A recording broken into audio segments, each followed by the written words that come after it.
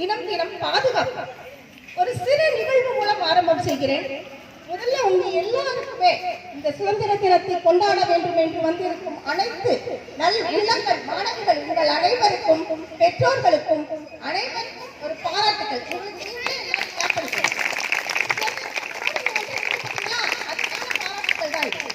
ஒரு சிறு நிகழ்வு.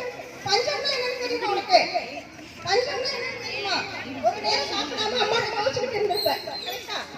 ஆனா ஒரு நாளுக்குள்ள உணவு இருந்தும் சாப்பிடாம இருந்தா அது திமிரு. உணவே இல்லாம சாப்பிடாம கிடைக்காம இருந்தாதான் அது பஞ்சம். பஞ்சத்தை பத்தி எனக்கே என்னன்னு தெரியாது. பஞ்சம்னு பேருக்கு நமக்கு என்னன்னு அர்த்தம் தெரியாது. அது உணவு பூர்வமா நம்ம அனுபவிச்சதே கிடையாது. ஆனா 1893-94 சென்னையில பஞ்சம் தாண்டவமானது. என்ன பஞ்சங்கிறீங்க? அப்ப விவசாயம் தானே செழிப்பா இருந்துச்சு நீங்க நினைக்கலாம். மழையே இல்லாட்டியும் விவசாயிகள், நம்ம இந்தியர்கள் அறுபாடுபட்டு விவசாயம் செய்தார்கள். ஆனா அந்த விவசாயம் செய்த தானியங்கள்லாம் எங்க போச்சு? பிரிட்டிஷ்காரங்களுக்கு போகுது. இங்க நம்ம ஆளுங்க எப்படி இருக்காங்கன்னா சதையே இல்லாத எலும்பு மாதிரி இருக்காங்க. பார்க்க எப்படி கொடுமையா இருக்கும். சோமாலியா நாடு கேள்விப்பட்டிருக்கீங்களா? சோமாலியா நாட்டுல உணவே கிடையாது. என்ன செய்வாங்கன்னா மண்ணை தட்டி தட்டி ராட்டின மாதிரி தட்டி வச்சு அதை குழந்தைங்களே சாப்பிடுவாங்க. இந்த குழந்தைங்க சாப்பிட்டனால என்ன ஆகும்? பால் குடிக்காத குழந்தைங்க மண்ணை தின்னா என்ன ஆகும்? உயிர் போயிடும். அந்த மாதிரி உணவு பற்றாக்குறையுள்ள பஞ்சம் விரிந்தாடுகிற சோமாலியா நாடு போல சென்னை காட்சி அளிக்கலாம். அப்ப காந்தி அரசியலுக்கு வர்றாரு. அப்ப போய் பிரிட்டிஷ்ட கேட்கிறாரு, அதிகாரிகிட்ட கேட்கிறாரு, எங்க இந்த மாதிரி இந்த மக்கள் எல்லாம் என்ன செய்யறாங்க? உயிர் தோண்டிக்கிட்டே இருக்காங்க, அப்படியே கொள்ள கொள்ளையா இறந்துட்டு இருக்காங்க, கொஞ்சம் தானியத்தை தாங்கன்னு சொல்லி கேட்கிறாங்க. அப்ப அவரும் அதிகாரி என்ன செய்யறாரு? லெட்டர் எழுதி அனுப்புறாரு பிரிட்டிஷ். அப்ப யாரு பிரதமரா இருக்கா அப்படின்னு பாத்தீங்கன்னா சச்சின். அவர் எழுத்துக்கள் ரொம்ப அழகா இருக்கு. எழுத்துக்கள் மட்டும்தான் அழகு. அவர் என்ன எழுதுறாரு? இந்தியர்கள் எல்லாம் இறக்கிறார்கள் தான், ஆனால் காந்தியை இன்னும் இறக்கவில்லை அப்படின்னு கேட்கிறாரு. எவ்வளவு ஒரு வெறுப்பு பாருங்க நம்ம மேல. இந்த மாதிரி கஷ்டப்பட்டு உழைச்சி பெற்ற அந்த சுதந்திர வீரர்கள் சுதந்திரம் பெற்றது இது மட்டுமா? செக்கிழுத்த செம்மல், அது மட்டும் சுப்பிரமணிய சிவா தொழுநோயிலே இருந்தார். யாராவது அந்தமான், நீங்க எல்லாமே டூர் போவீங்க, வாய்ப்பு கிடைச்சா இந்தியால இருக்க அந்தமான் சிறைக்கு போய் பாருங்க. எப்படி இருக்கு தெரியுமா சிறை? ஒரு மனிதன் இன்னொரு மனிதன் பார்த்துக்கவே முடியாது. ஒரு சிறையில ஒருத்தமா இருப்பாரு, அடுத்த மனுஷனை பார்க்கவே முடியாது. ஒரே ஒரு சின்ன ஒரு ஓட்டு மட்டும்தான் இருக்கு. அந்த ஓட்ட வழியில எதை தெரியுமா பார்க்கலாம்? தூக்கு போடுறாங்க பாத்தீங்களா? சுதந்திர வீரர்களை ஒவ்வொருத்தரும் தூக்குல தொங்க விடுறாங்கல்ல, அந்த தொங்க விடுறத மட்டும்தான் நம்ம பார்க்க முடியும். அவங்க எவ்வளவு துடிச்சு இறங்கிருப்பாங்க. இதை நீ யோசிச்சேன்னு வச்சுக்கோ. இந்த சுதந்திரத்தை நம்ம பாதுகாக்கணும், நம்ம கடமையை செய்யணும், நமக்கு ஒரு உணர்வு. அந்த மாதிரி நேரம் இருந்து ஒரு மனிதன் ஒரு தூக்கு மேடையில் ஏறுவதை தவிர வேறு எதையும் பார்க்க முடியாத நிலை இருந்தது. செக்கெழுத்த செம்மல், கொடிக்காத்த குமரன், திருப்பூர் குமரன் சொல்றாங்க.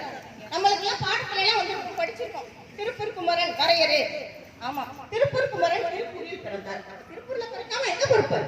ஏன்னா பேர்லயே ஆன்சர் எழுதுவோம். ஆனா படிப்பது மட்டும் இல்ல, நம்ம வாழ்க்கையிலும் என்னென்ன நடந்தது நம்ம என்ன செய்யணும்? நினைவு கூறணும், வரலாறு நினைவு கூறணும். அப்ப அவர் கொடியேற்றிருக்காரு. எத்தனை பேர் தெரியுமா அந்த போராட்டத்துக்கு நொய்யல்ல போனாங்க? ஆக்சுவலா அவர் பிறந்தது எங்க? தென்னிமலை, கோயம்புத்தூர்ல தான் பிறந்தாரு. அந்த இருந்த இடத்துல நொய்யல்ல 8 பேர் தான் போறாங்க. அந்த 8 பேர்ல இவர் தான் சின்ன பையன். இவர் இறக்கிறப்ப எத்தனை வயசு தெரியுமா? மாணவர்கள் முடியும் தருவா, பருவம் முடிகிற தருவா 27 வயசு, 26 இல்ல 27 வயசுல இறந்து போறாரு. அந்த கொடியை பிடிச்சுட்டு நிக்கிறாங்க. அப்ப அடிக்கிறாங்க, கொடியை கீழே போடுது. அப்ப அவர் என்ன செய்யறாரு? திரும்பவும் அதிகாரிகளோட எண்ணங்களே என்னன்னா, நம்ம சொல்றதை கேட்கலன்னா என்ன செய்வாங்க? திரும்ப திரும்ப அவங்களை தாக்குவாங்க. திரும்ப திரும்ப அந்த கொடிக்காத்த குமரனை தாக்குறதுனால அதுல என்ன செய்யறாரு? தன்னுடைய உயிரை நாட்டிற்காக தன் உடல், பொருள், ஆவி, பாரத விடுதலைக்கு துறந்துள்ளார்கள். எண்ணற்றவர்கள். அவர்களுக்கு நன்றி செலுத்தும் விதமாகத்தான் இந்த விழாவை நாம் கொண்டாடுகிறோம். அதான் என்ன சொல்றோம்? ஆடுவோமே பள்ளி பாடுவோமே, ஆனந்த சுதந்திரம் அடைந்து விட்டோம் என்ற கவி பாரதி வரிகளுடன் கொண்டாடுவது மட்டும்தான் நம் கடமையா? நம்ம அதை செய்யணுமா? விழாவை என்ன செய்யணும்? நீங்க உங்களை பொறுத்தவரை சுதந்திரம்னா என்ன நினைக்கிறீங்க? ஒரு கொடியேற்றது, ஒரு முட்டாயி, அன்னைக்கு ஒரு நாள் லீவுடா, இதானே? அப்படிதானே நம்ம நினைக்கிறோம். அது கிடையாது. அந்த வரலாறை திரும்பி பார்த்து எவ்வளவு கஷ்டப்பட்டு நம்மளுக்காக உயிர் தியாகம் பண்ணிருக்காங்க. அந்த சுதந்திரத்தை நம்ம பாதுகாக்கணும்னா என்ன செய்யணும்? இன்றைய இளைஞர்கள் நாளைய இந்தியாவின் தூண்கள். எதிர்கால சிற்பிகள் இப்பெல்லாம் யார் சொல்றோம்? யார் சொல்றோம்? யாருங்க சொல்றோம்? உங்களை தான் சொல்றோம். இன்றைய இளைஞர்கள் நாளைய இந்தியாவின் தூண்கள். நீங்க தான் இந்தியாவின் தூண்கள். இந்தியா, எதிர்கால இந்தியா வகுப்பறையில் தான் தீர்மானிக்கப்படுகிறது. யார் சொன்னது தெரியுமா? முன்னாள் பிரதமர் ஜவஹர்லால் நேரு அவர்கள் சொல்றாரு. உங்களுடைய வகுப்பறையில தான் எதிர்கால இந்தியாவே தீர்மானிக்கப்படுதுன்னு சொல்றாங்க. இந்த மாதிரிலாம் உங்களை அழைக்கிற நீங்க என்ன பண்ணணும்? நீங்க என்ன கேட்பீங்க? உங்களுக்கு நாடு உங்களுக்கு என்ன செய்தது நான் அப்படின்னு நம்ம கேட்க முடியாது. நாம நாட்டிற்கு நீங்கள் என்ன செய்ய வேண்டும் என்று யோசிக்க வேண்டும் முதல்ல. இதையும் ஜவஹர்லால் நேரு அவர்கள் தான் சொல்றாரு. நம்ம நாட்டுக்கு என்ன செய்ய முடியும்? என்ன மிஸ் நாங்க செய்யறது? கற்பிகளே, சிற்பிகளே, உங்கள் வாழ்க்கையை சிறப்பாக செலுத்துவீர்களா?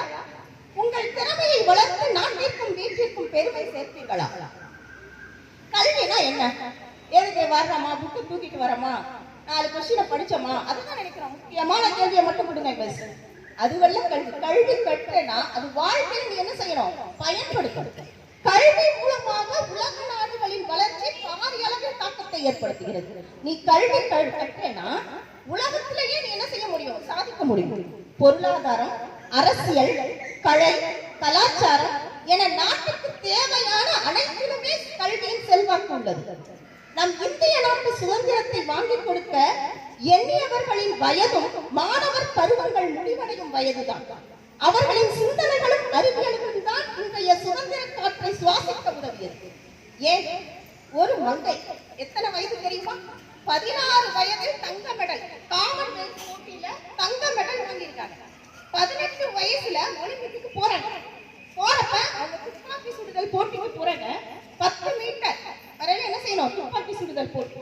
அதுல போனா போய் நின்று சுட போறாங்க. அப்ப அந்த துப்பாக்கி என்னவாயிருது? பழுதடைஞ்சிருக்கு, ரிப்பேர் ஆயிடுச்சு. திரும்ப என்ன செய்ய முடியும்? திரும்ப வந்துட்டாங்க, திரும்ப உழைக்கிறாங்க. திரும்பவும் 4 வருடங்கள் உழைத்து இந்த பாரிஸ்ல நடந்த 24 2 வெண்கல பதக்கங்கள் பெற்றுள்ளார். யாரும் தெரியுமா? ஹரியானாவை சேர்ந்த மனு பாக்கர் 2 அவார்டு வாங்கியிருக்காங்க. அப்ப யோசிச்சு பாரு, நம்ம படிக்கிறதுலாம் ஒரு கஷ்டமா? நம்ம தியாகிகள் செஞ்சதெல்லாம் கஷ்டத்துக்கு முன்னாடி நம்ம செய்யறதுலாம் என்னது? ரொம்ப ரொம்ப கம்மியான வேலை. புரியுதா மாணவிகளே? நீங்க அவங்க செய்யற வேலைகள்ல ஒரு சிறு அளவுனா நம்ம வேலை செஞ்சுக்கிட்டு. அடுத்தது பாத்தீங்கன்னா ஒரு சிறு கதை சொல்லலாமா? நமக்கு கதைனால என்ன செய்யும்? ரொம்ப பிடிக்கும். ஒரு தகப்பனார், அவர் வந்து ஓய்வு பெற்ற, அவர் பெயர் பாத்தீங்கன்னா போஸ்.